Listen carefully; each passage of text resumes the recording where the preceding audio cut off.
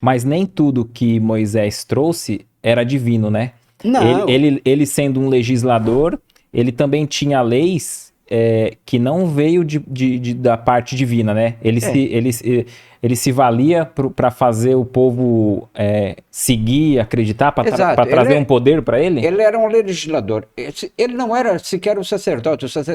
O sacerdote do povo hebreu naquela época era o Arão, não era ele. E se você lê, por exemplo, os 10 mandamentos, o que é que Jesus diz? Ama a Deus sobre todas as coisas e ama o próximo como a ti mesmo. São 5 mandamentos que estão aqui de Moisés, que ama a Deus. Você pegar o primeiro, que é o maior: eu sou o Senhor, vosso Deus, que vos tirei do Egito, da casa da servidão. Não tereis diante de mim outros deuses estrangeiros. Não fareis imagem esculpida, nem figura alguma do que está acima do céu, nem abaixo da terra, nem que quer que esteja nas águas, sobre a terra, não os adorareis e não lhes prestareis culto soberano. Segundo, não pronunciareis o nome de Deus em vão. Terceiro, lembrai-vos de santificar o dia de sábado. Santificar era o dia para a oração, tá? O quarto, honrai o vosso pai e a vossa mãe, a fim de viverdes longo tempo na terra que o Senhor vos dará.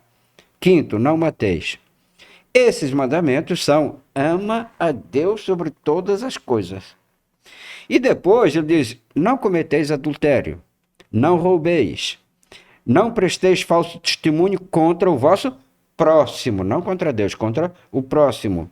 Não cobiceis a casa do vosso próximo, nem o servo, nem a serva, nem o boi, nem o asno, nem qualquer das coisas que lhes pertençam. Hoje seria o carro, a casa, etc. Mas naquela época tinha boi e tinha burro, né? Esses 5 ama o teu próximo. É por isso que Jesus diz: não vim destruir a lei, vim dar-lhe cumprimento. Eu, porém, vos digo: ama a Deus sobre todas as coisas e o próximo como a ti mesmo. Reduziu esta lei, que Moisés precisou de 10 mandamentos, e Jesus colocou, mas não se esqueceu de colocar o que é de Deus a Deus e o que é do próximo ao próximo. Daí ele dizer que não veio destruir a lei. E sabe o que eu achei interessante? Eu estava vendo o Saulo falando sobre isso, ele diz assim: só que isso não é a proposta do Cristo. Isso é o que Cristo resumiu de Moisés e os profetas. Porque aí ele vai dizer assim, né? Aí está... E se encerra a lei... Então, aí está Moisés e os profetas. Porque aí o Saulo vai dizer que a proposta do Cristo é mais avante ainda, que é amar os inimigos. Não, quer dizer, ele já, vamos dizer, ele já aumentou o sarrafo, né? Exato, mas acontece que é aquilo que eu disse no início. A gente precisa estar preparado para isso. E a gente, naquela época, na época de Moisés, não estávamos preparados para isso. Né? Tanto é que a lei de Italião era olho por olho, dente por dente. Ao criminoso, o ladrão cortava-se a mão, enfim. Mas, então, mas aquele povo só entendia aquela coisa.